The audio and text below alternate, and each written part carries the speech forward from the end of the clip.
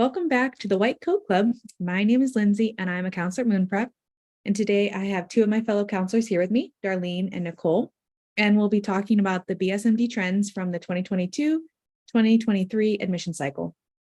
And don't forget to like and subscribe for more BSMD and medical school news updates. So Darlene, will you jump into some of your top acceptances so far this year in 2023? Yeah, I saw Case Western, New Jersey Medical School, NJMS. We saw a couple from Drexel, a couple from VCU. We even saw one from UPitt. Perfect. Anything you want to add to that, Nicole?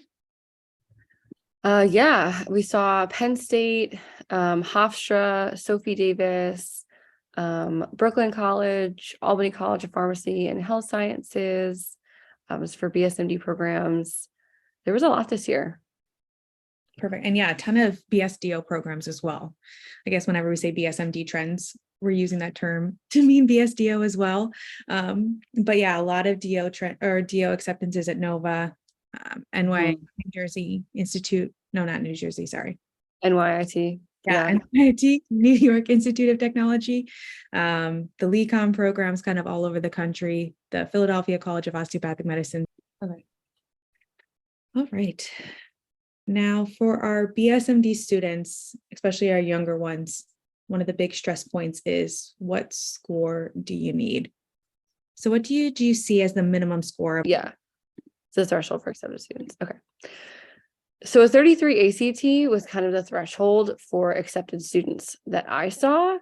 I definitely saw a bigger disparity for the SAT, but as low as a 1510 from my students be similar. Oh, sorry. One really interesting thing that I saw was someone with a 1380 interviewed at VCU. So I know we are always kind of saying like, try to aim above 1500, but I think even under that, if you have a good story and you're able to get interviews. There's always outliers. Every year there's always outliers like that. So that's great. Yeah, and this is like the first year I've really had test optional students as well. Before I had like a couple kids who went test optional, but it didn't necessarily work out. But I think they had other issues with their applications, like not as super strong resume or super high GPA. So it was kind of a couple issues compounded. But this year was the first year I had a student get accepted to Penn State's program as a test optional student. So it is possible, maybe not completely likely, but it was possible. That's interesting because I think people always wonder how optional is test optional? Like, is it like a recommended, or is it more like, they're saying it's test optional, but I should take it? I'll say this about this kid. He did have a good GPA. I want to say he had a 4.0 GPA or nearabouts, and he had a lot of AP scores that he had performed well on the test. So he kind of had proved that he was college admissions ready without necessarily having that, SAT or ACT test. I think he had like a 1370 or so on the SAT. And so we were definitely deciding, okay, at this school, it's test optional. Here, we're going to shoot our shot and submit our scores just because they're not test optional. And even though we're, kind of below the threshold, we're still going to try. So now, do you know what, I don't know if we want to go into average scores. You can calculate it pretty quickly. See this, I think. Off the top of my head, I feel like everyone that I know so far, I'd say 34 and like 1540. Yeah, that's how I feel too. Right? They were definitely over 1500. Yeah. I don't have a lot of ACT students, but the one that I did had a 35. Okay. Yeah, I was gonna say maybe 35 and 1540. Yeah. My 35 was for Case Western. Yeah, I'd say 30. I'd actually say 35 and like 1540, 1550.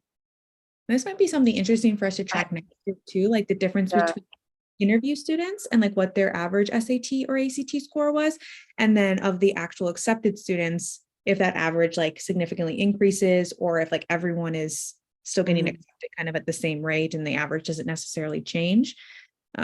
But that might be something interesting to see too, because I did have like a couple of students who had lower SAT scores that were getting pretty good interviews, but then I think got more rejections than the average student. But I thought they were still like strong interview students. So I think that would be interesting to track maybe for next year's podcast on this subject. My I one actually, student who got the 5, oh, sorry, he had a 1550. He had the 5 acceptances for BSMD. But I also think location makes a big difference. All of the schools that they were accepted to was in their general area, in their state, very local to them. So I'm kind of curious to see, they didn't apply to many other schools that weren't, but if there were some that weren't, would they still have gotten as many acceptances? Yeah, completely agree. I've noticed that as well. Regional students, especially the East Coast, Mhm. Jersey, New York, Pennsylvania, you're in a much, I think, stronger position than other students from like, I don't know, even like Virginia, perhaps, even though you've got quite a few programs there, yeah, Georgia or places like that. But yeah, California is the worst offender. California is super hard. But I mean, they do have their new UCSF, UC Merced program, so hopefully that helps a little bit. Yes, and I know it's new, so we don't know a ton of information about that one. But when I attended the webinars, it definitely does seem like they're looking for a very small region of the state. So you had someone who got an interview there, right, Darlene? Yeah, one of my students, it was like a 3-step process, I think. I can't remember now, but I know the application was very long. It was like 8 500-word essays, which I was like, that's like applying to like real med school. And actually, no, now that I think about it, I think it was one interview for about 30 minutes. It was a traditional interview. They are looking for students who are from underserved areas. That's kind of their preference, but I believe anyone from California who at least has that mission of doing underserved medicine qualifies for that. What they say on their application is preference will be given to applications who are residents of or have ties to the San Joaquin Valley. And so those are like high school students residing in the foothills, Greater Central Valley will also be sorry. So that means high school students residing in the foothills or like the Greater Central Valley will also be considered. Mhm. And so that doesn't say that if you're from like, Southern California, that you won't be considered, especially if you do have like that underserved ties, or like if you have a reason for maybe wanting to stay there. But they definitely do want you to explain your ties to the Valley in your application. And they'll probably be questioning you that, I'm assuming, probably in the interview as well. Yeah, UCSF was kind of interesting because it almost felt more like the student was trying to apply to like a real medical school versus a BSMD. And this is like the new BSMD, but I mean, also UCSF is like a legit big med school. So it was kind of interesting to see like the application process because it's way more in depth than like all the other applications that we worked on this year. Yeah, that was a long one. Okay. And it does seem in general, even though there are some new programs that have popped up, everything is getting more competitive about that, Nicole. Yeah, I mean, I think just the amount of schools that students are applying to has just increased by so much. I think schools are getting a ton more applications than they were in the past. BSMD or BSCO has just gotten so much more wildly popular, and they're really expecting the most from these students. A lot of times families will talk about what is going to look good on a resume and, when are they supposed to have any downtime with all the grades that the courses that they're taking and expecting the high grades that they're expecting. But, I know that Brown had over 4,000 applications this cycle versus they had 3,800 last cycle. Drexel saw a similar increase. They went from, I can't do the math in my head like that. Was it They went up about 400 as well, 2,300, 400 more? Yeah. which is crazy. Yeah, I think the buzzword BSMD is just going around so much more. I know when we talk to newer families sometimes, Lindsay, I'm not sure if you get this, but it's just something that they've heard of and they're really unaware of just how competitive that they are. Yeah. I mean, a lot of these programs have 5 seats, 10 seats, 20 seats. I mean, there's a few outliers with UMKC, Drexel, and Brown's program that will have, more than 60 seats, but those are definitely our outliers. A lot of them will have less than 20. And so that's, I think, the important thing to remember is that's why these kids have 1,500 on their SAT or higher, because they're so crazy competitive. They can be so picky. They're going to have, and we're going to go into this a lot more about resumes and how to build like a really strong resume too. But those are all things that I think families forget, that if you have a 1580 on the SAT and a 4.0 GPA, that's not going to be enough. There's going to be a lot more that you have to be doing. Yeah, they can be picky. They can pick and choose the class that they want because they're just getting so many people who are wanting to put their hat in the ring and apply for these programs. Yeah. So speaking of our poor rejected students, Darlene, what did you kind of notice consistently across the board about like your rejected students and maybe who didn't do as well, despite maybe having some pretty stacked resumes? Yeah, so I feel like this is true for med school too. I think people are, or at least admissions, they're looking for people who are passionate. And I feel like that term is used like everywhere, like in every med school video you watch, everyone's like, be passionate. But longevity in your activities really says something about you, right? So med school is a marathon, and these people are not even in med school yet. They haven't even finished their undergrad. And so to convince a med school, hey, I'm in this for 12 to 15 years, you have to be able to provide evidence that you're going to commit to that long term. So I don't know, this year I felt like I saw a lot of different applications. Some people, I think I was really surprised that they didn't do as much and they still got in. But some people, I mean, this year I did see like a 16-page resume, and that student didn't get into the places that they wanted. And what's interesting about that is yes, they did a lot of research. They did, classes at Harvard, a lot of entrepreneurial stuff, Model UN, whatever it is, that you can think of, you name it, they probably did it, right? But what does it say about that person? There's only so many hours in the day, right? You have to be able to pick and choose realistically what you're able to commit to. So how do you build a 16-page resume? It's probably a lot of one-off things here and there. Maybe I volunteered here for 3 hours. I volunteered at a different place for 3 hours. I'd spend a couple hours here on my activities. And I think the story that kind of paints is that you're not really consistent with any one thing, but rather you're doing a lot of little things to kind of check off. Is that something you guys noticed? 100%. Absolutely. Yeah. I mean, I think that my students had the most success, really had deep roots, even last year too, not even just this year. They had deep roots in whatever they were doing, whether it be the volunteering that they did. That's what they had been doing for years, the same place. And yes, maybe it built, maybe they got more of a leadership role as time went on. Maybe in 9th grade, it was, they spent 2 weeks doing it. And then in 10th, they wanted to get re-involved. And then it just kind of had growth from there. But as far as the acceptances that I saw and the,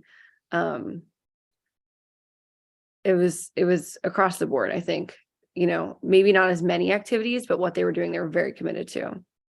Yeah, because definitely a lot of our kids were pandemic kids. Like they spent a lot of their high school, their first couple of years in virtual activities, or maybe a little bit different. But yeah, I've had new client calls even this year being like, well, we didn't really get involved with anything, because whenever you talk to them and kind of ask them about their resume, they might say like, oh, we're only in a couple things. We didn't really volunteer. We didn't really shadow because of the pandemic.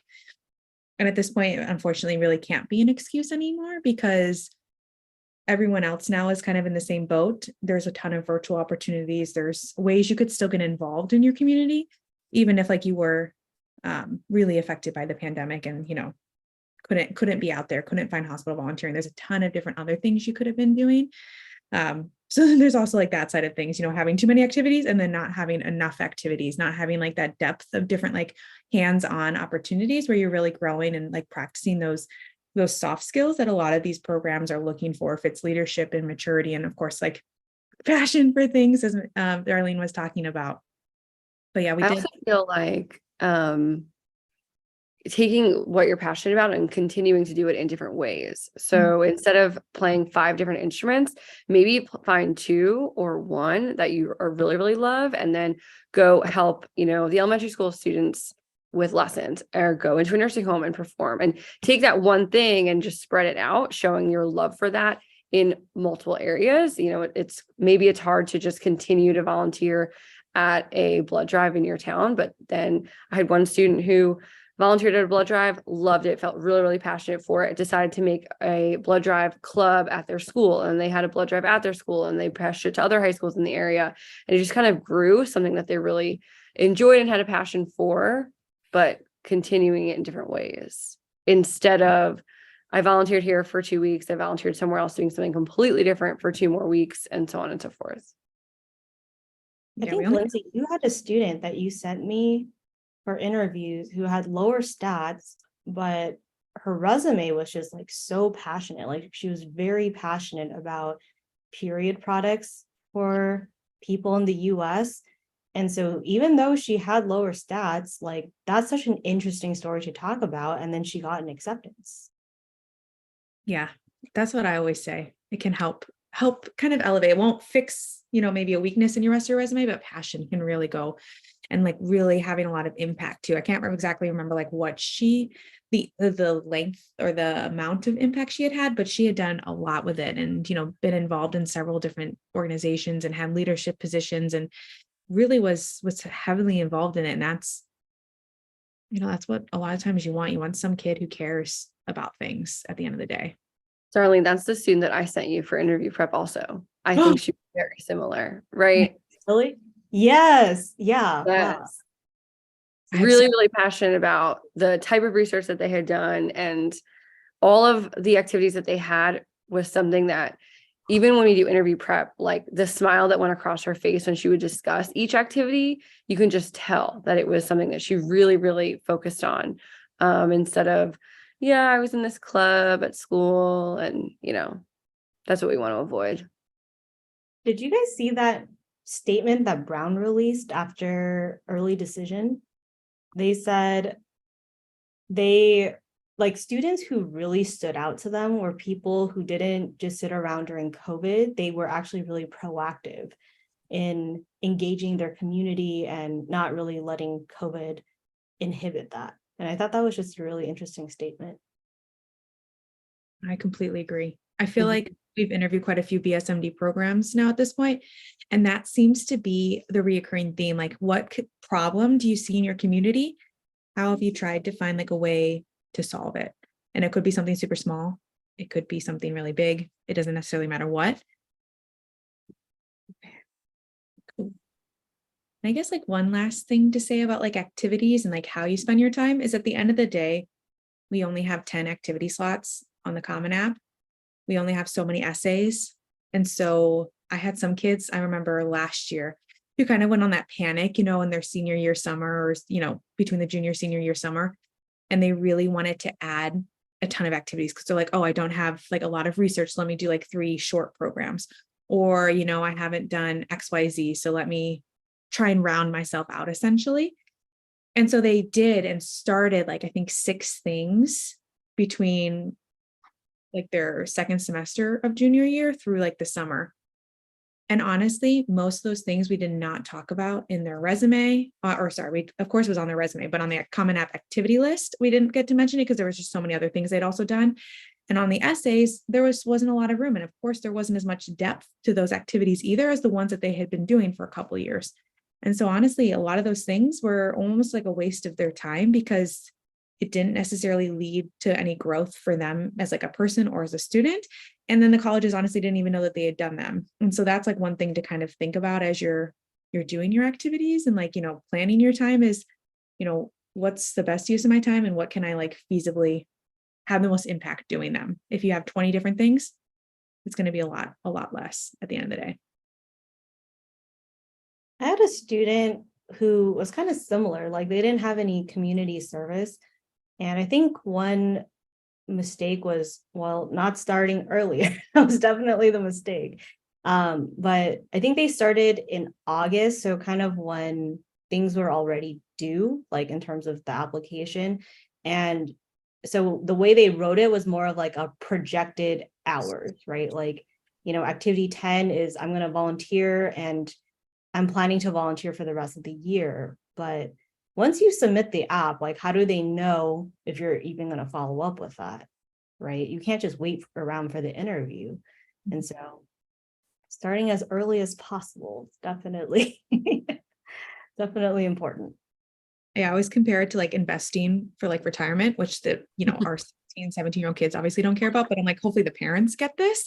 And I'm like, when you're younger, like it's a lot less stressful. You just have to do a couple $100 a month and then it's a lot less. But if you start when you're 50, you're in trouble. It's the same thing. If you start even second semester, junior year, you're gonna have to invest a lot of time to get to like that scope of hours, to get that scope of depth, to form those connections, to really learn and to develop anything, because it takes time just to get into the swing of things. And so by investing, okay. And we kind of already talked about this, but what about consistency in activities? Is it important to continue an activity for all 4 years, or is it okay to jump around a little bit too much, or a little bit jumping too much? I always say, I mean, if it's a ninth grader, I say do as much as possible. And if I was attributed to sports. If you try soccer and you're like, this is gonna be my sport and you absolutely hate it, you don't have to keep going. It's okay. It's ninth grade. But I think that's why it's important to start so much early on to really find what you love and then stick with those things as consistent as possible. But if you fall out of love with it, I'm not going to say continue and keep going. Completely agree. That's it. My philosophy too, especially your freshman year. Join those clubs, join robotics, join science Olympiad, join ping pong club. It doesn't really matter what, because you don't really know what it's going to be like too. Because sometimes it sounds really cool, but then you get there and they like meet once a quarter and like they don't really actually do anything. So it's actually like a kind of a waste of your time. It's okay to drop those types of things if you're not getting anything out of it. So yeah, trying out more things. Definitely explore. Keep an open mind, explore, and then it's for you. Yeah. I think the only time it's okay to kind of like move on is if you're like evolving, kind of like what Nicole said earlier. Like if you start something, like let's say the music example, right? And then you want to evolve into kind of doing more things integrated into the community, like playing at the nursing home. That I feel like makes sense why you're jumping around, not necessarily jumping around, but you're like evolving in some sort of way. But if you're kind of like, I'm going to do ping pong club and then chess club and then music club, and then that shows that you don't have any consistency. Yes. Yeah. Drop things and try and add layers to activities. Completely agree. Now, I think I got this question a lot also with electives. So, we did, art in ninth grade, and then she did, art 2 in 10th grade. And then do we have to do, pottery and ceramics or in studio art? Should we keep going? I'm like, well, you can if it's not something that you're passionate about and you're not doing anything else with it, you can absolutely skip to something else if that's what is going to, best serve you in this moment. But then there has to be some consistency in your application, whether it be in electives or outside, extracurriculars, things like that. Find some consistency, yes, but don't be totally committed to having to take all 4 years of an art elective, especially when like that. Now, did you guys think passion projects needed students this year? I think some of them did. I think there's a difference between a passion project that you do just to do a passion project and a passion project that you like actually thought about and actually really have tried, you know, to put in time and effort. Impact, I think, is the most important thing. Like I could start a nonprofit. I feel like a lot of people will start a nonprofit for college applications. And then what does it actually do? Mm-hmm. Much. And so that's like the most important thing to remember is impact at the end of the day. So I've had some kids who've done some really cool stuff that have like introduced like new legislation in their state or their town or whatever it is.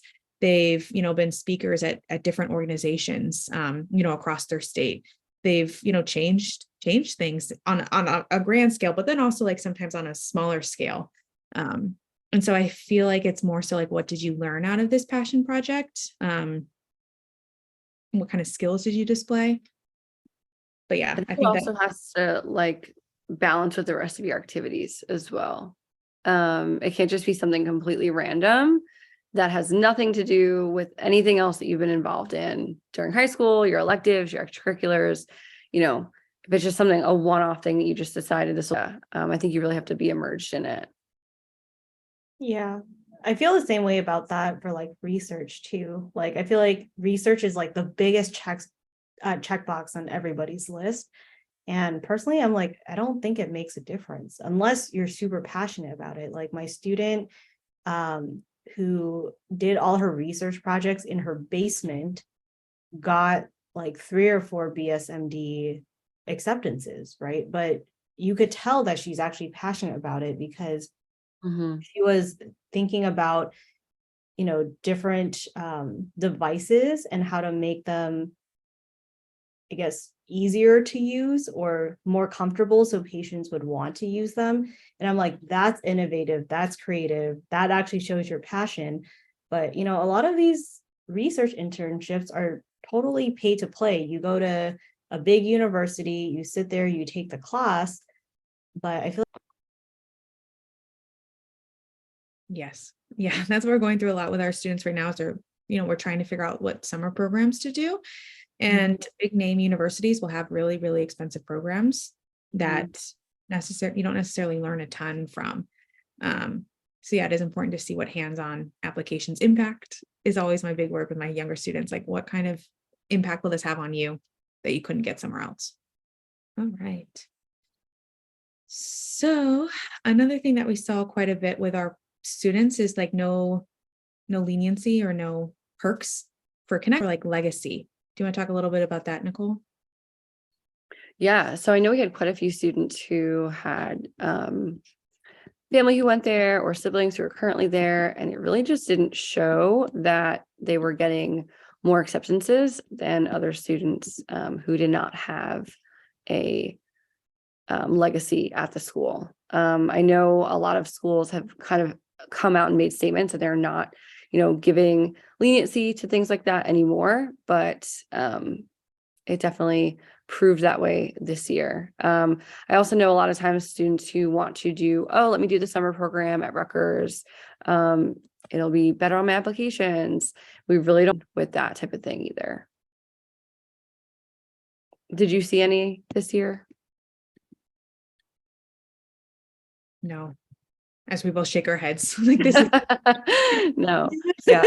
no. I think that's one of the biggest things too. You just mentioned they have such big price tags for these summer programs and, we're going to do, the Rutgers summer programs. That way we can have a better chance. And we're from New Jersey and this will all be great. And it's really, for the price tag, it's not going to be as beneficial as some families would think, unfortunately.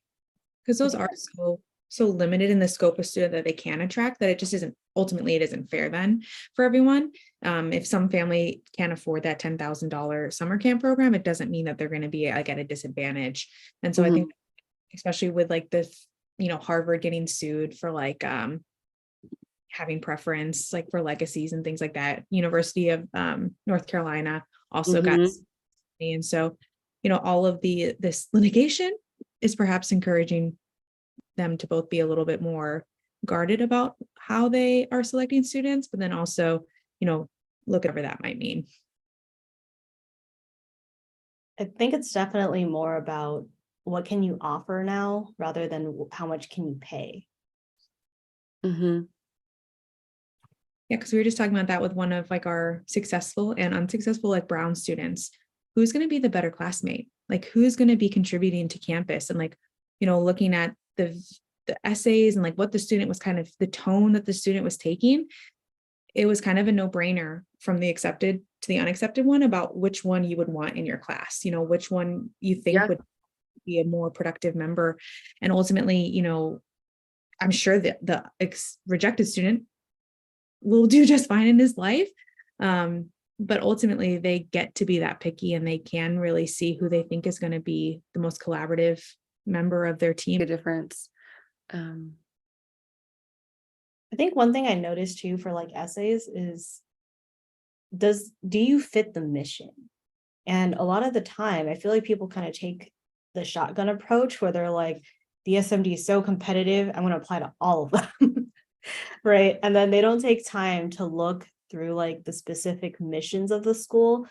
And that's what the schools care about, right? That's why the mission's in place. If they want to carry out a specific mission, whether it's, research based, underserved based, primary care based, and let's say it's primary care based, and you're like, I'm going to be a neurosurgeon. Well, you don't fit their mission, right? You have to tailor your application to make sure, you are going to capture what they want, but they can also offer you what you want. It has to be, it has to be a match made. It can't just be, I'm just going to apply and then just hope for the best. I think Yeah. that's the hardest thing that students struggle with the applications too, is those essays of why here? Why nowhere else? Are you going to be the best fit for us at this school? And I think it gets overwhelming when students have 20 schools on their list that they're writing the same essay for, same prompt, but cool. So that's why starting early is so important, because then you actually have time to dissect each school, what their mission is, what they can offer, versus, if the app is due September 15th and you're starting September 1st, you can only make it really generic and try to hope that you make the deadline. Yeah. And start early in visits too. Get on campus, talk to people as much as you can, as early as you can. Mm-hmm. That's, I think, kids will forget until like their senior year, or even like around this time of their senior year. Like, oh, maybe I should have gone to visit some of these. Like, what am I actually looking for in a university too? It's something that I think they forget. They forget that it's not just the best name that will accept you or the best program that will accept you, but where are you actually going to be the best version of yourself too? Absolutely. When I worked at the university that I worked at, it was so obvious to see students that wrote about it. Had they been on campus or had they not been on campus? You could absolutely tell. You didn't have to look it up to see if they had scheduled a tour. You could absolutely tell who had been there and who had not been there. And who also probably took the time to research for even like 20 minutes. Yeah, yeah, exactly. I believe that for sure. Because I can usually tell that with my students too about. Yeah. Did you take exactly what was on the front page? Exactly. Okay, let's talk a little about interviews. Darlene, you're kind of our resident interview expert. Can you talk to us a little bit about what you saw with interviews this year? Yeah, so a lot of MMI places, some places asked really difficult questions. So UMKC, I feel like, was one of the hardest ones. They are strictly MMI, and they just want to make sure, again, you fit the mission, right? So UMKC is very underserved focused. And a lot of their questions ask about underserved medicine. Do you have realistic expectations about that? What do you know about the healthcare system and things like that? Drexel was another one kind of later in the season when they had their interviews. And I was like so surprised, because every year I tell students, I'm like, they're not going to ask you this, but I'm going to tell you just in case. And the question is, about Medicare and Medicaid and how insurances work. And I'm always like, I'm going way overboard with this. You don't have to know this, but guess what? This was the one school that actually asked about it this year. It was really interesting because I kind of thought about if people didn't do interview prep or kind of understand what the question was asking, how would they answer it? Because they went pretty in depth with, Medicare, Medicaid, and how those insurance types work, how it affects the populations. Yeah, that part was just very interesting to me. Otherwise, traditional interviews were exactly what we thought they were going to be. Tell me about yourself. Why do you want to come to this school? Why do you want to do medicine? And I think that was probably the hardest question. Why do you want to do medicine? So even though students wrote, tons and tons of applications about this specific question, when it comes to presenting that information orally, I feel like everyone kind of forgot what they were what they wrote about or what they were going to say. So I guess my biggest advice there is just make sure you reread your application, you have your stories lined up, practice, practice, practice. Yes. And I think the important thing too for students is I always tell them, like, don't write out your answers like word for word, because then you sound like a robot and you don't sound like a human. Your passion oftentimes disappears because you're reading off the page. And so practice, but be fluid in how you practice for sure. It's okay if this time you include XYZ detail and then you say things different ways. It's okay if you are including like some filler words, not a ton of filler words, but some, because you want it to be natural and you don't want to sound robotic. So yeah, practice is definitely important. And I think recording yourself practicing is really important too.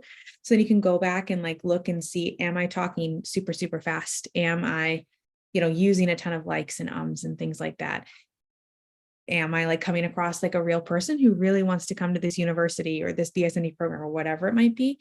And I think that that's something that kids forget about too, because it kind of sucks looking at your mistakes and watching yourself on videos, and no one wants to do that. And I understand that completely.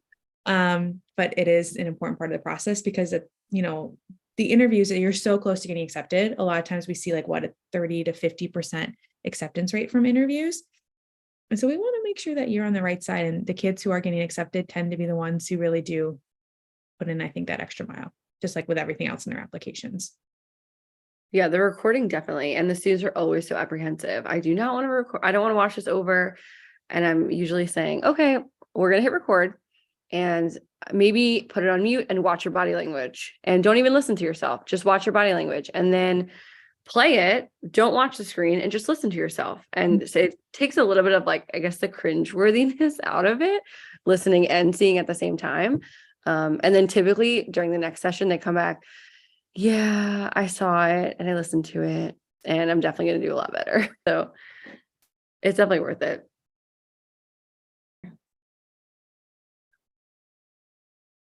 Like, do you mean like in the interviews? Yeah, like probably the MMI.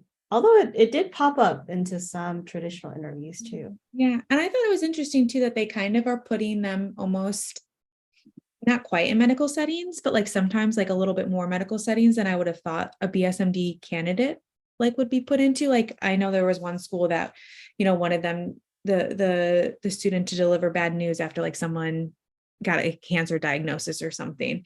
And so these are kind of like heavy questions about like how a 17, 18-year-old kid would handle it.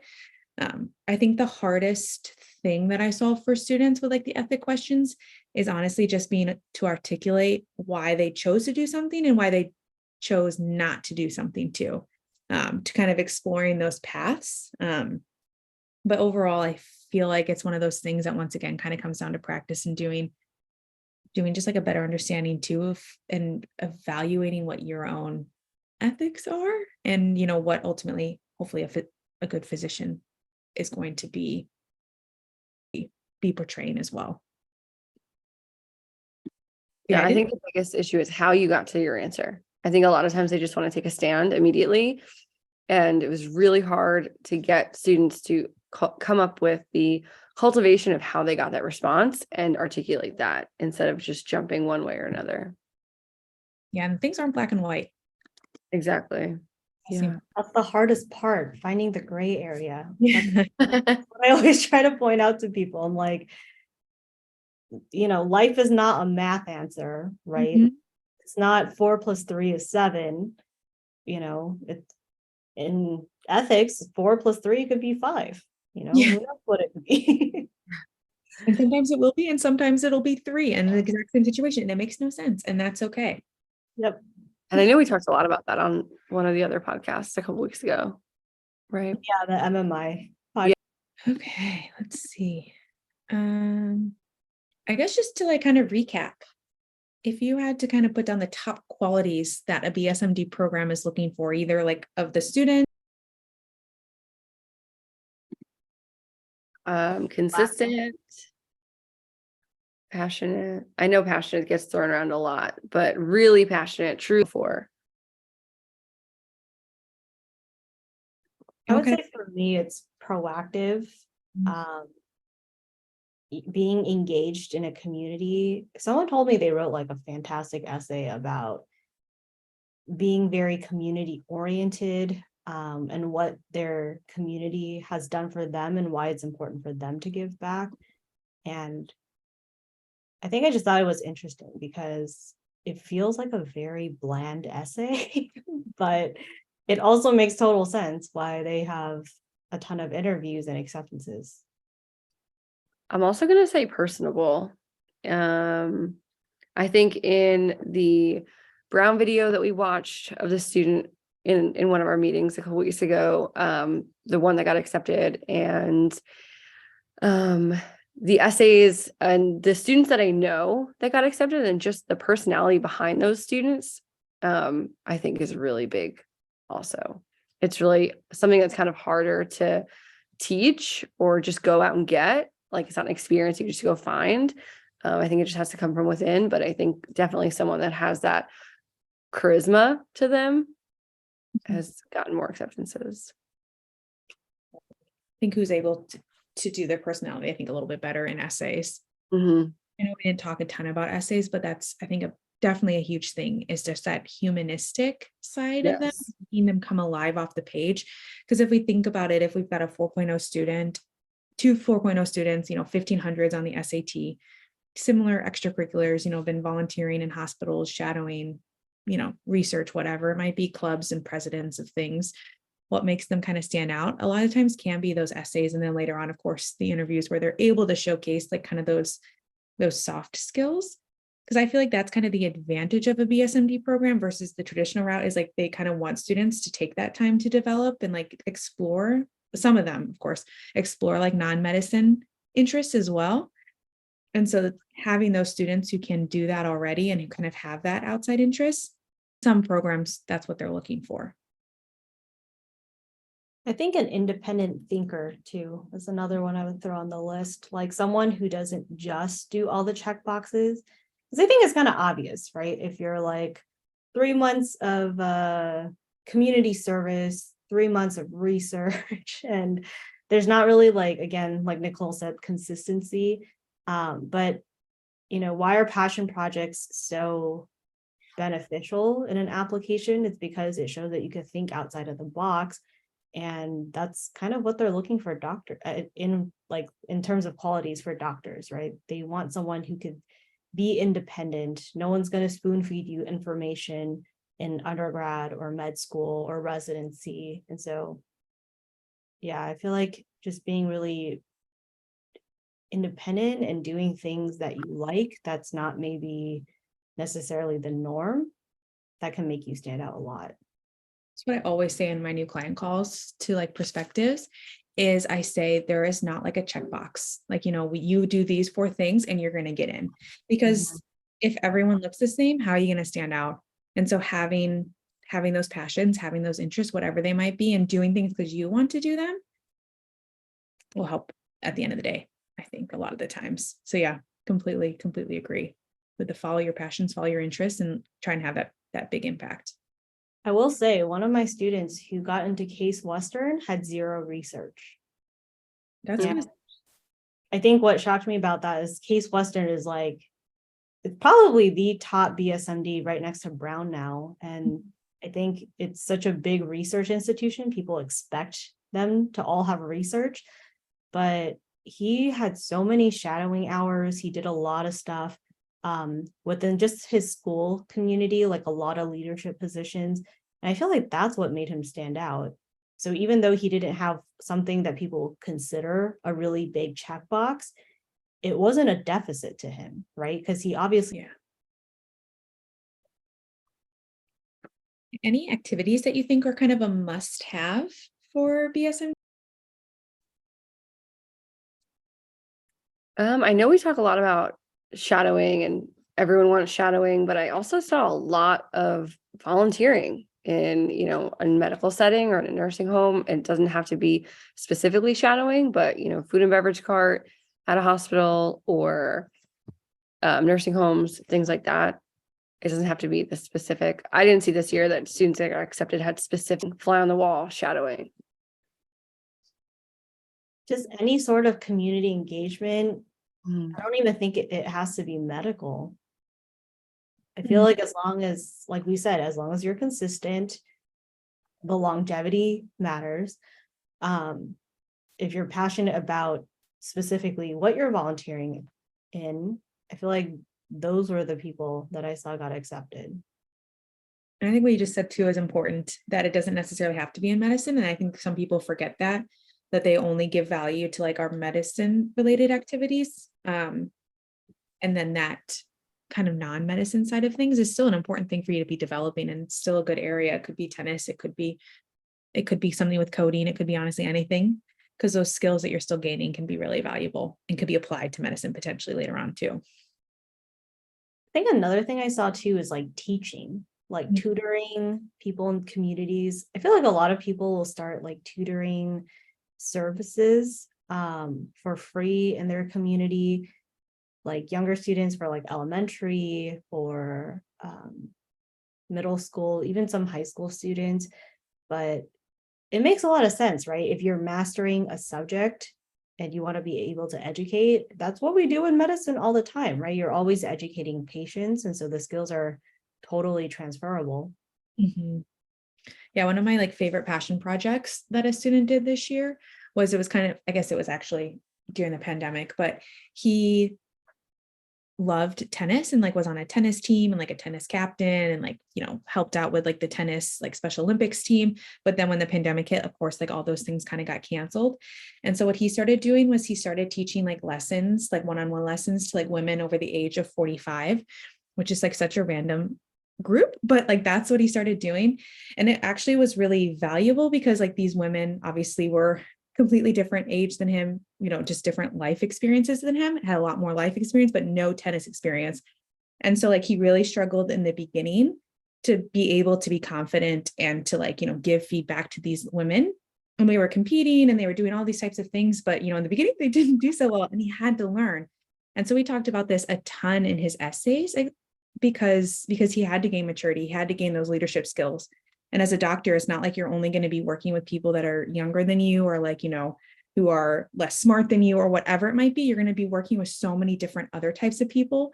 And so like, you know, obviously tennis maybe doesn't have anything to do with medicine in the future, but he gained so many skills that I think he'll be able to transfer into any field, honestly, that he would want to go into in the future. That's super interesting. Yeah. Yeah. How he started doing it, but that's how he's, you know, he spent a ton of time, and like I said, a ton of essays we wrote about that too. That's awesome. I have a lot of students who've done it for younger kids, but never older adults. So that's really cool.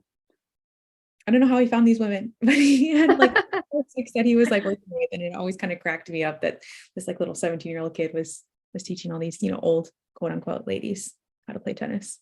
That's awesome. Yeah.